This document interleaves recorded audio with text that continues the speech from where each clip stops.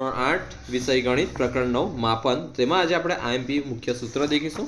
तो देखो पहला सूत्र देखता पहला थोड़ू देखो कि आ लंबघनનું પૃષ્ઠફળ છે પણ આપણે ઘનનું પૃષ્ઠફળ કોને કહેવાય બરાબર છે। તો પૃષ્ઠફળ આપણે સાદી રીતે વાત કરીએ ને તો કોઈ પણ પદાર્થ છે ધારો કે એક પદાર્થ છે તો હવે આ આકાર છે ને લંબઘન છે। જો આ 3D માં તમને બતાવું આ આકાર લંબઘન છે। તો જો હવે લંબઘનનું વાત કરું તો સામાન્ય ભાષામાં કેટલી સપાટી આવે છે એક પછી એની પાછળની બીજી પછી આ ઉપરની આ ત્રીજી પછી આ નીચેની ચોથી પછી આયરિયા પાંચમી પછી આયરિયા છઠ્ઠી તો કેટલી સપાટી આવે છે 6 સપાટી આવે છે। હવે પૃષ્ઠફળ કોને કહેવાય તો કોઈપણ પદાર્થની જો કોઈપણ પદાર્થના દરેક સપાટીના ક્ષેત્રફળના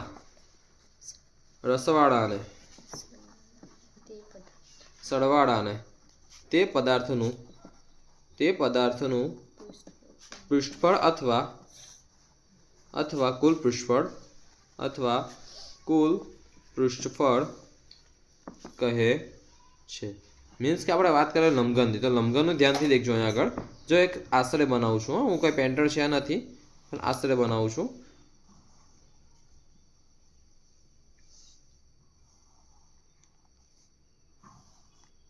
હવે ધ્યાન नहीं जो लंबघन जेवुं कंईक बने छे माराथी एम लंबघन ज बने छे लंबघन जेवुं नहीं लंबघन ज बने छे। जो આપણે વાત કરીએ તેની 600 સપાટી વિશે ચર્ચા કરી લે। એક તો પહેલા આ પછી એની સામેની આ બે થઈ ગયા પછી આ પાછળની આ 3 ને આગળની 4 ઉપરની 5 અને નીચેની 6 600 સપાટી થઈ ગઈ। હવે ધ્યાન નહીં તો જો આ લંબઘનનું પૃષ્ઠફળ કેવું તો લંબઘનનું પૃષ્ઠફળ મીન્સ કે દરેક બાજુની સપાટીના ક્ષેત્રફળના સરવાળાને પૃષ્ઠફળ કહેવાય। તો લંબઘનનું શું છે પૃષ્ઠફળ। તો પૃષ્ઠફળ શોધવાનું કેવું તો ધ્યાન નહીં જો પહેલા આપણે દેખવાનું આ લંબઘન છે તો લંબઘનમાં આપણે આકાર કયો છે આ કયો આકાર બને છે લંબચોરસ। તો લંબચોરસનું ક્ષેત્રફળનું સૂત્ર શું છે લંબાઈ ગુણ્યા પહોળાઈ મીન્સ કે L ગુણ્યા B। તો હવે દેખો આપણે નીચે પણ એ લંબચોરસ જ છે ને ઉપર પણ લંબચોરસ નીચે પણ લંબચોરસ તો L ગુણ્યા B। તો એક તો હવે તળિયાનું LB અથવા L ગુણ્યા B વત્તા ઉપરનું મથરાનું L ગુણ્યા B। હવે ધ્યાન આટલું થઈ ગયું બે। હવે ધ્યાન જો આ લંબાઈ છે આ શું છે લંબાઈ છે જ્યારે આ શું છે પહોળાઈ છે આ શું છે પહોળાઈ છે। જો આ પહોળાઈ છે જ્યારે આ શું થશે તેની ઊંચાઈ આ શું થશે તેની ઊંચાઈ। તો હવે દેખો હવે આવી કયો આકાર બને છે આ કયો આકાર બને છે લંબચોરસ જ બને છે પણ આમાં આવે શું એક ઊંચાઈ આવે ને બીજી શું આવે પહોળાઈ આવે તો HL શું થશે HL। હવે HL વત્તા HL કેમ કે સામેનું પણ કરી દો ને સામેનું પણ કરી દઉં ઓકે। હવે ધ્યાન નહીં હવે આ શું છે લંબાઈ છે આ શું છે ઊંચાઈ આ શું છે ઊંચાઈ એટલે HL આ HL થઈ ગયું છે બરાબર આ પહેલેથી જ થઈ ગયું છે। એક મિનિટ આપણે ત્યાં જે કરું ને ત્યાં પહોળાઈનો B આવશે આપણે મેં ખાલી હતું આનું કર્યું છે બરાબર। જો હવે આટલું આ લંબાઈ છે જરા સીધું શું છે આ સીધું ઊંચાઈ તો એનું HL આ HL અહીં આવ્યું H ગુણ્યા L લંબચોરસનું ક્ષેત્રફળ થયું ને આગળ પણ ઓકે। હવે અહીં પણ એ થશે પાછળ પણ H ગુણ્યા સીધું L જો H આ સીધું આવશે અને આ L તો H ગુણ્યા L। હવે ધ્યાન નહીં હવે આ એની પહોળાઈ થઈ આ પહોળાઈ થાય ને જો આ લંબાઈ છે તો આ શું થશે પહોળાઈ આ શું છે ઊંચાઈ આ પહોળાઈ ને આ શું છે ઊંચાઈ। પહોળાઈને અંગ્રેજીમાં શું કહેવાય બ્રેથ શું કહેવાય બ્રેથ BREADTH જેનો આવે B જેનો ઊંચાઈને અંગ્રેજીમાં કહેવાય હાઇટ શું કહેવાય હાઇટ જેનો આવે H હવે ધ્યાન આપો તો આ H છે આ B છે આ H છે તેનું પણ કરી દે B ગુણ્યા H। હવે આ દેખો ને આવું કેવું ને કસમથી કેવું આવું સ્કૂલમાં નહીં ભણાવે લખીને આપું છું આવું નહીં ભણાવે હા ચાલો ધ્યાન નહીં આ B છે પહોળાઈ છે ને આ H છે આ ઊંચાઈ છે તેનું પણ આવશે વત્તા BH।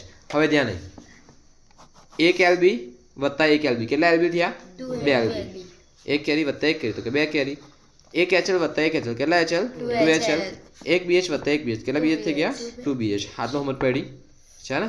હવે ધ્યાન નહીં 2 LB બબે કોમન કાઢું 2 કૌંસમાં LB વત્તા HL વત્તા BH અથવા બીજી રીતે પણ લખાય તમારા ચોપડીમાં આપ્યું તે પ્રમાણે 2 કૌંસમાં LB વત્તા BH વત્તા HL અથવા બીજી રીતે પણ લખાય ટુ કૌંસમાં BH વત્તા HL વત્તા LB કોઈ પણ રીતે તમે લખી શકો, બરાબર છે. ચોપડીને તમે આ રીતે આપ્યું છે તો આ રીતે લખવું હોય તો તમે લખી શકો છો. સમજ પડી છે? કઈ પ્રોબ્લેમ છે ને? આ રીતે આવ્યું લંબઘનનું પૃષ્ઠફળનું સૂત્ર. સમજાયું તમને આખું કેમનું આવ્યું છે તે. હવે વાત કરું તો આપણે વાત કરીએ લંબઘનનું ઘનફળ. તો લંબઘનનું ઘનફળ મીન્સ કે જો આ એક કંપાસ છે તો કંપાસમાં વસ્તુઓ સમાવવાની ક્ષમતાને શું કહેવાય? તેનું ઘનફળ. શું કહેવાય? ઘનફળ. આ કંપાસ છે, કંપાસમાં વસ્તુઓ સમાવવાની ક્ષમતાને, જેમ કે અહીંયા આગળ પડ્યું છે આ બધું, બરાબર છે. તો કુલ ક્ષમતાને તેનું શું કહેવાય? ઘનફળ. હવે એની ટ્રીક છે તમને ખબર, અસલી મસાલા સચ MDH, પણ તમારે યાદ રાખવાનું LBH. શું યાદ રાખવાનું? LBH. હવે વાત કરું લંબઘનના પરિમાણ કેટલા આવે? લંબઘનના કેટલા પરિમાણ આવે ભાઈ? 3. કયા કયા? લંબાઈ, પહોળાઈ, ઊંચાઈ. લંબાઈ, પહોળાઈ, ઊંચાઈ. હવે આપણે વાત કરીએ લંબઘનના ઘનફળની. તો લંબઘનનું ઘનફળ, કોનું ઘનફળ? લંબઘનનું ઘનફળ. તો લંબઘનનું ઘનફળ, લંબઘનના પરિમાણ કેટલા આવે? લંબાઈ, પહોળાઈ અને ઊંચાઈ. તો 3 નો શું કરવાનો? ગુણાકાર. શું કરવાનો? ગુણાકાર. LBH. L ગુણ્યા B ગુણ્યા H. તે આવ્યું લંબઘનનું ઘનફળ. હવે આપણે વાત કરીશું સમઘન વિશે. કોની વિશે વાત કરીશું? સમઘન વિશે. હવે સમઘનની હું વાત કરું. જો સમઘનની વાત કરું તો સમઘન આ પ્રમાણે દોરસ. હવે આ કયો આકાર થયો બકા? ચોક્કસ કહેજો મને. ચોરસ આકાર થયો ને? તો હવે સમઘન આપણે ડ્રો કરવું હોય ને તો આ રીતે કંઈક કરાશે. સમઘનમાં દરેક સપાટી કેવી આવે? એક સરખી આવે. ચોરસ ચોરસ ચોરસ છે ને?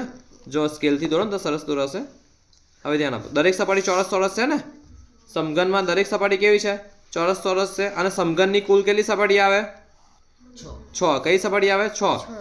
આગળ પાછળ, ઉપર નીચે, આજુબાજુ.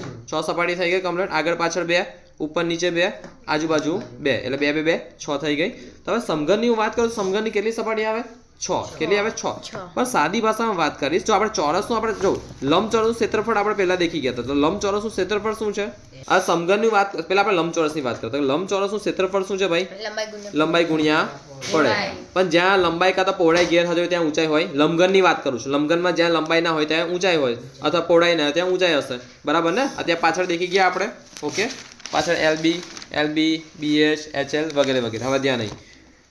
હવે જો આપણે વાત કરીએ ચોરસનું ક્ષેત્રફળ. ચોરસનું ક્ષેત્રફળ કોઈ મને કહેશે પાક્કો જવાબ? લંબાઈ ગુણ્યા લંબાઈ. લંબાઈ ગુણ્યા લંબાઈ. તો લંબાઈ ગુણ્યા લંબાઈ તો કે લંબાઈનો શું થયો? વર્ગ. લંબાઈને વર્ગ ને ભાઈ, અમને ના વર્ગ, લંબાઈને વર્ગ. તો ચોરસનું ક્ષેત્રફળ શું છે? લંબાઈનો વર્ગ. હવે સાદી ભાષામાં કેવું? સાદી ભાષામાં કેવું? પૃષ્ઠફળ ફરીથી સમજાવું છું, ધ્યાન નહીં. પૃષ્ઠફળ એટલે શું? ફરીથી સમજાવું, લખીને સમજાવું છું. બોલજો મારી સાથે. કોઈ પણ પદાર્થની દરેક સપાટીના ક્ષેત્રફળના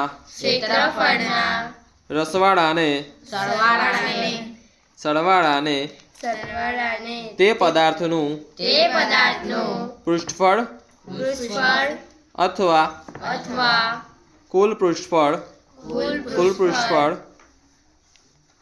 કહેવાય છે.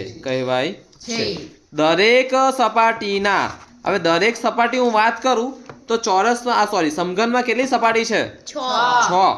ક્ષેત્રફળનું કોને? સરવાળાને. ક્ષેત્રફળનું કોને? સરવાળાને. એટલે આપણે આને ચેકીને આપણે આગળ વધીએ. ધ્યાન, આ તો ખાલી તમને લખેલું, બરાબર છે?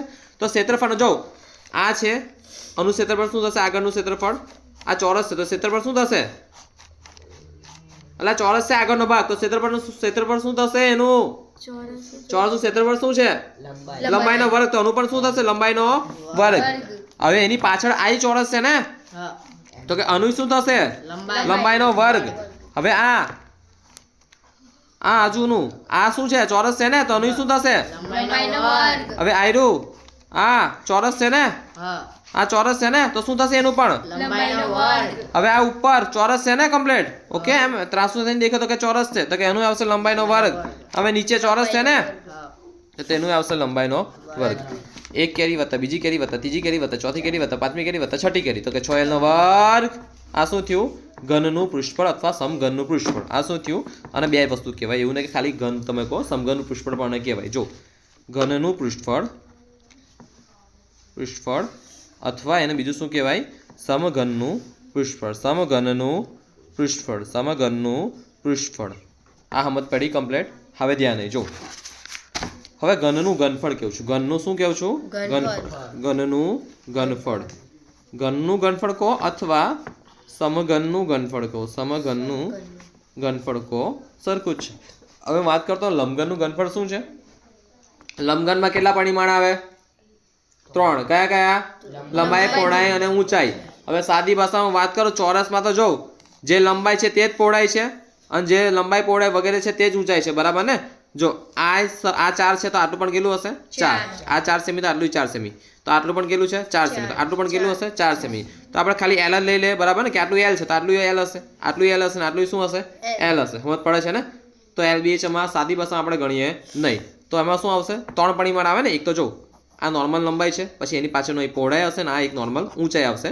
પણ લંબાઈ, પહોળાઈ અને ઊંચાઈ જગ્યાએ આપણે ફક્ત શું લઈએ? એલ જ લઈએ, કેમ કે માપ સરખા જ છે. એટલે એનું થશે એલ ગુણ્યા એલ ગુણ્યા એલ, એટલે એલની 3 ઘાત અથવા એલનો ઘન અથવા એલનો ક્યુબ. આ શું છે? સમઘનનું ઘનફળ અથવા ઘનનું ઘનફળ. શું થયું? એલનો ઘન. મગજમાં પડી કમ્પ્લીટ? ઓકે. હવે બીજા સૂત્ર હું તમને આવતીકાલે શીખવીશ. આજે તમારો લેક્ચર પૂરો થાય છે. આજે જેટલાય સૂત્ર શીખવાય એટલા મગજમાં, અને સૂત્ર કેમના આવ્યા છે તે ખાસ કરજો. કે બકા સૂત્ર છે ને હું ભૂલી જાઉં, તમે ભૂલી જાઓ, પણ મેન વાત હું રીત ક્યારેય નથી ભૂલતો કે સૂત્ર આવ્યું કેમનું, હે ને? માણસની કળા છે કે ભૂલી જાય, પણ મેં એકવાર શીખી ગયો એટલે રીત હું ક્યારેય નહીં ભૂલું, અને તમારે બી નહીં ભૂલવાની, બરાબર? તો સિમ્પલ ભાષામાં કરો આ વસ્તુ મોડે, રીત ખાસ કરજો. અને આ 3 વર્ષ યાદ રાખવાનું છે, 8મું 9મું અને 10મું ક્લાસ પૂરો તમારો.